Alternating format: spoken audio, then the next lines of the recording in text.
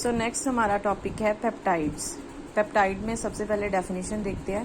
Peptide किससे बनते हैं? जब दो अमाइनो एसिड्स आपस में कंडेंस करते हैं तो बनते हैं पेप्टाइड्स, राइट। और इसमें जब कंडेंसेशन होती है, कंडेंसेशन प्रोसेस में वाटर मॉलिक्यूल एलिमिनेट होता है। सो वी नो कि जो अल्फा अमाइनो एसिड्स होते हैं उसमें जो अल्फा कार्बन होता है उस पर NH2 ग्रुप होता है, और उसके साथ वाला जो कार्बन ऑब्वियसली जहाँ से नंबरिंग शुरू हो रही है that is COH group.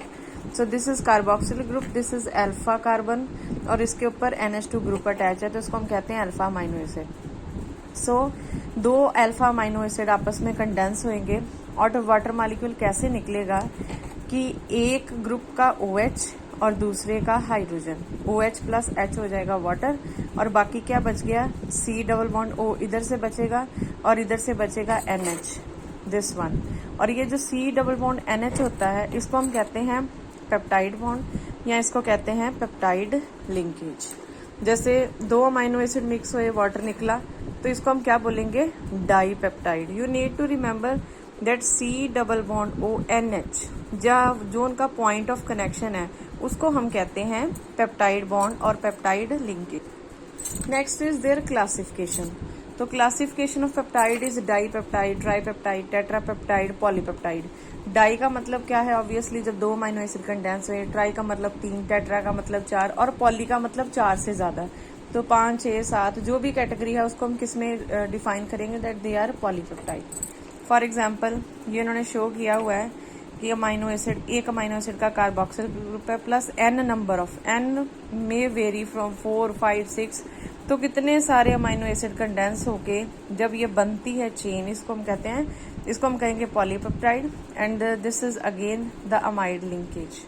Amide linkage हर एक में सेम आएगी। सो नेक्स्ट अब हम आते हैं नॉमेनक्लेचर ऑफ पेप्टाइड्स की तरफ। हाँ जी, तो अब हम कर रहे हैं नॉमेनक्लेचर की बात। तो नॉमेनक्लेचर में जैसे ये एक पेप्टाइड है, like this is a try peptide, क्योंकि ये 1, 2, 3 अमाइनो एसिड को मिलके बना है। तो अब इसमें नॉमेनक्लेचर हम कैसे करते हैं? फॉर एग्जाम्पल ये जो अमाइनो एसिड था इसका कौन सा ग्रुप इन्वॉल्व हुआ था कंडेंसेशन में? Carboxyl group.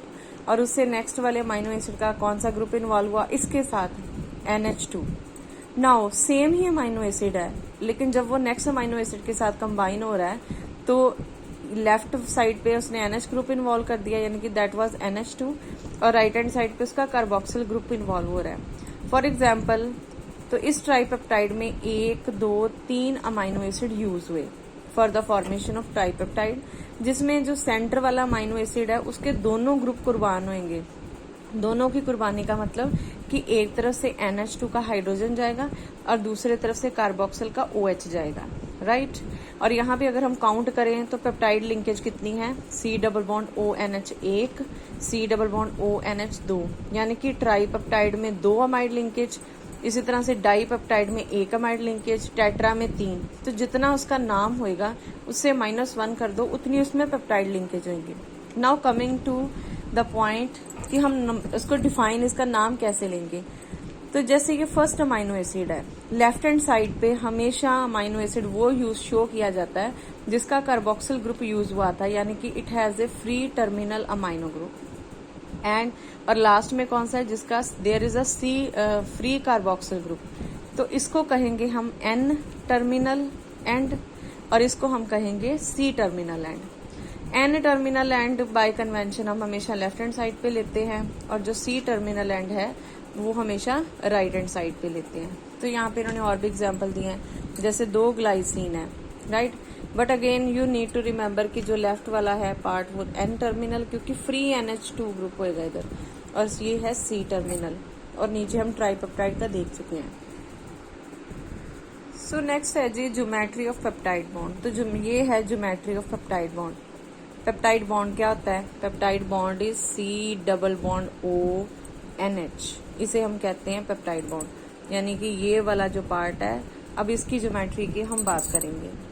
तो जब इतने, वैसे तो पूरे पोर्शन का यानी कि पूरे मॉलिक्यूल का जब हम एक्सरे करते हैं तो हमें ये नजर आया कि ये वाला जो पार्ट है ना C double bond ONH, this is flat. Flat का मतलब कि कार्बोनाइल ग्रुप, और ये जो NH ग्रुप हैं यानी कि 1, 2, 3, 4, चारों के चारों atoms they are present in the same plane. Another thing, जो कार्बन नाइट्रोजन बॉन्ड डिस्टेंस है वो कितना है, जैसे अगर हम इस अमाइड पार्ट को ले लें, किसी को भी ले ले, आप इसको ले लो, उन्होंने क्या किया हुआ है, उन्होंने एक पेप्टाइड जो लिंकेज है उस पे बॉन्ड लेंथ शो किए हुए हैं और दूसरे पे बॉन्ड एंगल, सो दैट एक ही जगह पे क्योस ना हो। तो यहाँ पे उसने जैसे सेम ही होएगा, यानी कि अगर आप इस CN बॉन्ड लेंथ की बात करोगे, इट इज 132 पिकोमीटर, और जो नॉर्मल CN बॉन्ड लेंथ होती है दैट इज 147 पिकोमीटर। यानी कि ये देखो, now this is CN, this is CN, ये कौन सी लिंकेज है, पेप्टाइड लिंकेज, ये नॉर्मल लिंकेज है। तो नॉर्मल लिंकेज की वैल्यू कितनी है, 147, और ये जो पेप्टाइड लिंकेज है इसकी वैल्यू कितनी है, 132 पिकोमीटर। ये बॉन्ड लेंथ ज्यादा है, ये कम है। कम बॉन्ड लेंथ का होना ये इंडिकेट करता है कि एटम्स दे आर क्लोजर, और इनमें क्या है, there is 50% S character. Double bond character का मतलब 50% एस करेक्टर। इसका मतलब क्या है कि जो लोन पेयर ऑफ इलेक्ट्रॉन्स है, कौन सा लोन पेयर, जो ऑक्सीजन का है, that is delocalised. Another thing is कि हमें ये भी अब क्लियर है, क्योंकि हमने कहा कि इसका lone pair of electron delocalised है, यानी कि ऑक्सीजन क्या करता है, थोड़ी देर के लिए ये बॉन्ड इधर बन सकता है। सो ये डीलोकलाइजेशन ये इंडिकेट करती है दैट ये जो कार्बन नाइट्रोजन बॉन्ड लेंथ है ये प्योरली सिंगल नहीं है। आई रिपीट, अगर ये प्योरली सिंगल होती तो बॉन्ड लेंथ की वैल्यू ज्यादा होनी थी। ये इस वैल्यू से कम होना ये इंडिकेट करता है कि इसमें डबल बॉन्ड करेक्टर है, और जब डबल बॉन्ड करेक्टर आएगा, यानी कि दिस, तो जब C double bond N group होने के चांसेस हैं, यानी कि डबल बॉन्ड करेक्टर है, तो उस केस में there is a hindered rotation. Hindered rotation का मतलब होता है कि अगर इसके अराउंड कुछ ग्रुप हैं तो वो फ्रीली रोटेट नहीं कर सकते, जैसे कि नॉर्मल सिंगल बॉन्ड्स में करते हैं। सो जब इस तरह की सिचुएशन होती है, जैसे C double bond C group की होती है, तो हम कहते हैं कि they show cis as well as trans isomerism. That means ये जो पेप्टाइड बॉन्ड है it exist in the form of cis as well as trans forms like this, और ये अपने ऊपर डीलोकलाइजेशन भी शो की हुई है। नाउ ट्रांस एंड सिस, और इन दोनों फॉर्म्स में से कौन सी फॉर्म ज्यादा स्टेबल है? ऑब्वियसली अगर हम स्टीरिक हिंड्रेंस को इम्पोर्टेंस देते हैं तो trans form will be more stable, क्योंकि ट्रांसफॉर्म में ये जो बल्की ग्रुप्स हैं they are present on the opposite side. अब इसके बाद हम बात करते हैं इनके बॉन्ड एंगल्स की। तो बॉन्ड एंगल जैसे नजर आ ही रहा है, it is 121, then this is 114 and this is 125. Now we need to remember peptide वाला पार्ट कौन सा था, C डबल बॉन्ड ONH, यानी कि ये जो पेप्टाइड वाला पार्ट है इसमें बॉन्ड लेंथ कितनी है, 125, again showing the presence of sp2 hybridisation more of S character. अब इसके बाद हम इस फिगर की तरफ आते हैं। ये फिगर भी हमें बॉन्ड एंगल्स बताती है, बट ये हमें ये बताती है, हमने कहा there is a hindered rotation, C double bond ONH, C double bond ONH। ये पिक्चर हमें सारे ही पॉइंट्स क्लियर करती है। फॉर एग्जांपल जैसे हमने कहा था कि ये जो चारों एटम है ये एक ही प्लेन में है, तो ये जो हमने एक प्लेन शो किया हुआ है, ये जो आपको बाउंड्री नजर आ रही है इट रिप्रेजेंट अ प्लेन, और क्योंकि फ्लैट का मतलब कि चारों के चारों एक ही प्लेन में प्रेजेंट है। सेकेंड थिंग क्या थी कि डीलोकलाइजेशन है, तो ये जो कार्बन नाइट्रोजन बॉन्ड है ये शो क्या करता है, डबल बॉन्ड करेक्टर, और ये कौन सी फॉर्म में स्टेबल है, ट्रांसफॉर्म में। अब इस फिगर में दो एडिशनल पॉइंट हैं कि दो तरह के बॉन्ड एंगल्स और होते हैं। वन इज ये है साई, और इसको हम कहते हैं फाई, अल्फा, साई और फाई।